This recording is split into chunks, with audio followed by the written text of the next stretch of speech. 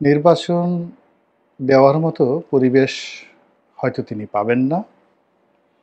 তিনি মনের দুঃখে পদত্যাগ করবেন, মনের দুঃখে চলে যাবেন, অথবা এনিথিং অড, অপ্রত্যাশিত বা অনভিপ্রেত অনেক ঘটনা ঘটতে পারে এবং সেরকম একটা পরিবেশ পরিস্থিতির দিকে দেশ যাচ্ছে কিনা এই বিষয়গুলো নিয়ে আলোচনা করব। আমাদের দেশের মানুষের যে স্বাভাবিক চরিত্র, আমরা সবসময় শক্তের ভক্ত, নরমের জম। আমাদের দেশের বেশিরভাগ মানুষ পাওয়ার পলিটিক্স করতে ভালোবাসেন। ক্ষমতার মসনদে যদি এক মাসের একটি অবোধ শিশুকে বসিয়ে দেওয়া হয়, তবু আমাদের দেশের জনগণ সেই শিশুকে সেলুট করবে, সম্মান করবে।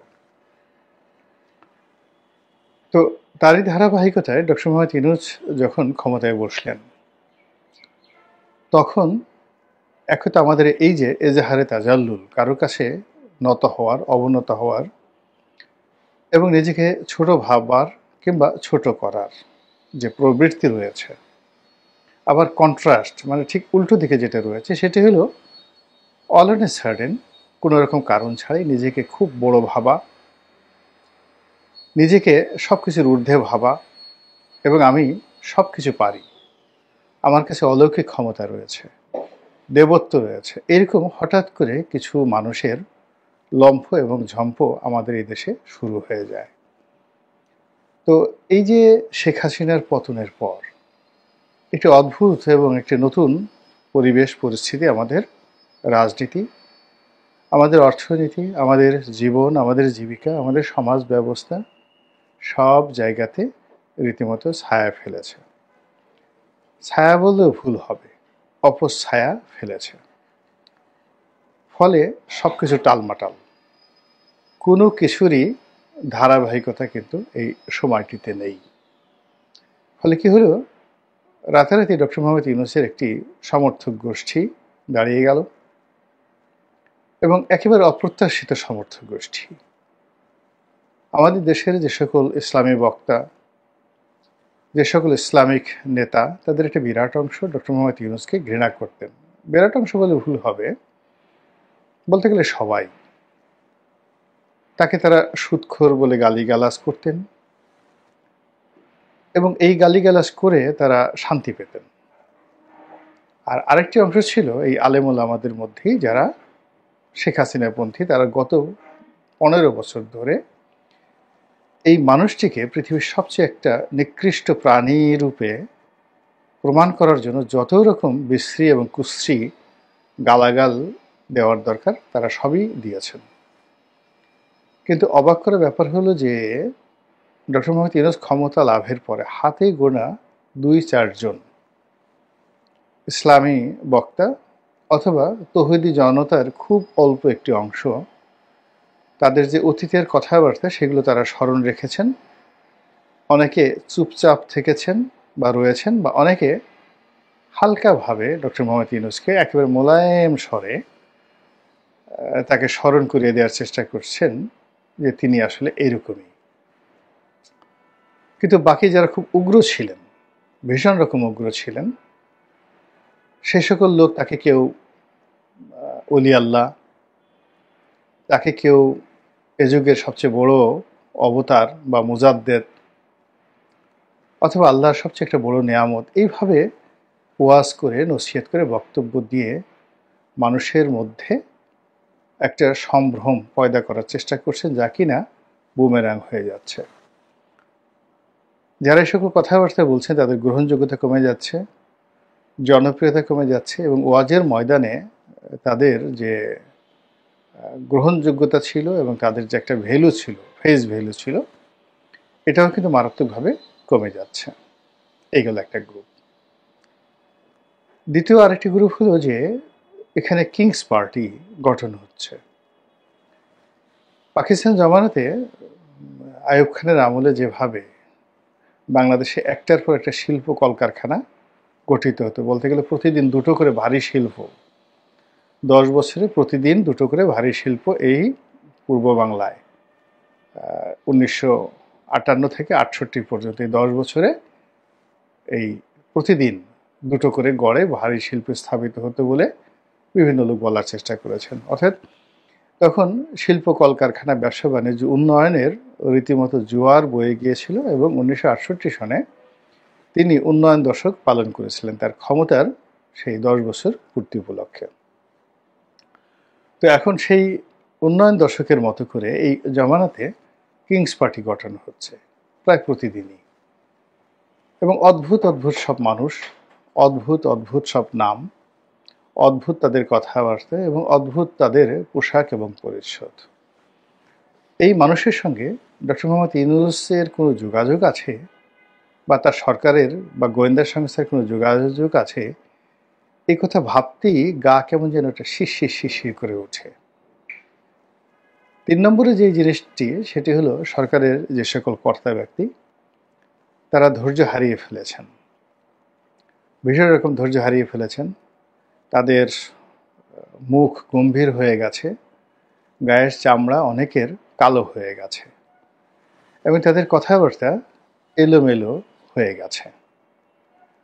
তো এরকম একটা পরিস্থিতি যখন তৈরি হচ্ছে, সেই পরিস্থিতিতে এই সরকারের 5 বছর কন্টিনিউ করা কিংবা এই সরকারের আজীবন ক্ষমতায় থাকা কিংবা কিছু না হোক 2 বছর 3 বছর থেকে একটা নির্বাচন দেওয়া, এটা বলতে গেলে দুরূহ একটা বিষয় হয়ে দাঁড়িয়েছে। এগুলো সব ভাবের কথা। আপনি যদি ভাবের কথা বাদ দিয়ে একেবারে রূঢ় বাস্তবতায় আসেন, সেই রূঢ় বাস্তবতা হলো যে আপনাকে আপনার লিমিট জানতে হবে এবং বুঝতে হবে। ব্যক্তি জীবনে এবং রাজনীতিতে যখন কেউ লিমিট ক্রস করে তখন আর সে সেখানে থাকতে পারে না। অবস্থা দৃষ্টি মনে হচ্ছে যে সরকার এবং ডক্টর মোহাম্মদ ইউনূস বেসিক্যালি নিজেকে এখন একটি আনলিমিটেড কোম্পানি বানিয়ে ফেলেছেন। তার মনে হচ্ছে তিনি অনেক সুন্দর কথা বলতে পারেন, তার মনে হচ্ছে তিনি মহাকাশ পাড়ি দিতে পারেন, তার মনে হচ্ছে তিনি আরো অনেক কিছু করতে পারেন।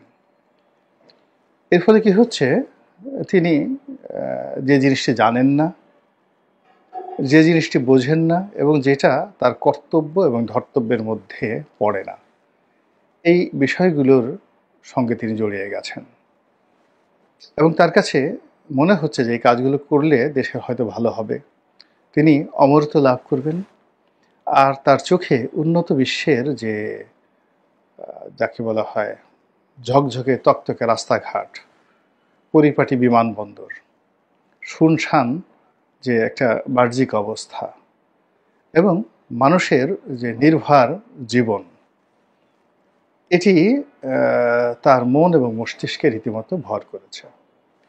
ফলে খুব অল্প সময়ের মধ্যে তিনি এই বাংলাদেশকে সিঙ্গাপুর বানানোর জন্যে কিংবা নিদেন পক্ষে মালয়েশিয়া বানানোর জন্যে তিনি চেষ্টা করেছেন বা চেষ্টা চালিয়ে যাচ্ছেন বা পরিকল্পনা করছেন। এটা অনেক ইতিবাচক অর্থে আমি এটা ধরলাম, কিন্তু এটা যে সম্ভব নয়। এটি যদি তিনি লি কুয়ান, সিঙ্গাপুরের যিনি ফাউন্ডার ফাদার, তার জীবনে পড়তেন, তার ভিডিওগুলো দেখতেন এবং তার কথাবার্তাগুলো শুনতেন, তিনি 60-এর দশকে যখন রাজনীতি শুরু করলেন এবং 70-এর দশক থেকে তিনি যখন সফল হলেন, সেই সফল হওয়ার সময় তার যে অভিব্যক্তি, তার যে বক্তব্য, তার যে কথা, এই বিষয়গুলোর সঙ্গে যদি ডক্টর মোহাম্মদ ইউনূসের 1980 সনের যে যৌবন, তার যে তৎপরতা, এগুলো তুলনা করা যেত বা তাকে যদি ওই অবস্থায় পাওয়া যেত, তাহলে হয়তো লি কুয়ানের যে সংগ্রামের সঙ্গে ডক্টর মোহাম্মদ ইউনূসের এখনের যে সংগ্রাম, এটি কিছুটা হলে সম্ভব হতো। দ্বিতীয়ত, লি কুয়ানের যে আত্ম উপলব্ধি, তার যে বাস্তব অভিজ্ঞতা, এটি তিনি রাজনীতি থেকে অবসর নেওয়ার পরে যখন মিনিস্টার মেন্টর হিসাবে দায়িত্ব পালন করলেন, ওই সময়টাতে তিনি শুধু সবার সময়তে সেমিনার করতেন। ওই সময়ের বক্তব্যতে তিনি যেটি বলেছেন যে সিঙ্গাপুরের যে মডেলটি এখন রয়েছে, এটি গুজরাটে হবে না। আবার একই কথা মিস্টার নরেন্দ্র মোদী বলেছেন যে তিনি গুজরাটের কিংবদন্তির উন্নয়ন সাধিত করেছিলেন। কিন্তু বৃহত্তর ভারতবর্ষে গুজরাট মডেল কোনো অবস্থাতেই বাস্তবায়ন সম্ভব নয়। তো কাজেই যারা তাকে নিয়ে খুব বেশি আশা করেছিল তাদেরকে নরেন্দ্র মোদী বলেছিলেন যে আমাকে আমার মতো চেষ্টা করতে দেন, আমি এই ভারতবর্ষে বা এই দিল্লিতে অতীতে যা কিছু হয়েছে তাদের সে খুব বেশি ভালো কিছু করতে পারবো বলে আমার কাছে মনে হচ্ছে না। এটি হলো তার প্রাজ্ঞতা। একইভাবে সিঙ্গাপুরের যে লি কুয়ান, তিনিও তার যে পরিণত বয়সের যে বক্তব্য, তিনি বারবার বলেছিলেন যে একটা ছোট আইল্যান্ড, সামান্য কিছু মানুষ এবং ভৌগোলিকভাবে এরকম একটা সুবিধাজনক অবস্থা পেয়ে আমি যে কাজটি করতে পেরেছি এটি অন্য ভূখণ্ডে আমি পারতাম না। দ্বিতীয়ত আমি যে সময় পেয়েছি এবং আমি যাদেরকে সহকর্মী হিসাবে পেয়েছি এটাও সফলতার একটা মানদণ্ড। তো সেই দিক থেকে ডক্টর মোহাম্মদ ইউনূস এখন যে সময়টি পেয়েছেন এটি বড় বেয়ারার সময়, অসময় তার জন্য এবং আমাদের সকলের জন্য। দ্বিতীয়ত তার যে বয়স, এ বয়স ভীষণ রকম তার জন্য একটা বোঝা। প্রতিদিনই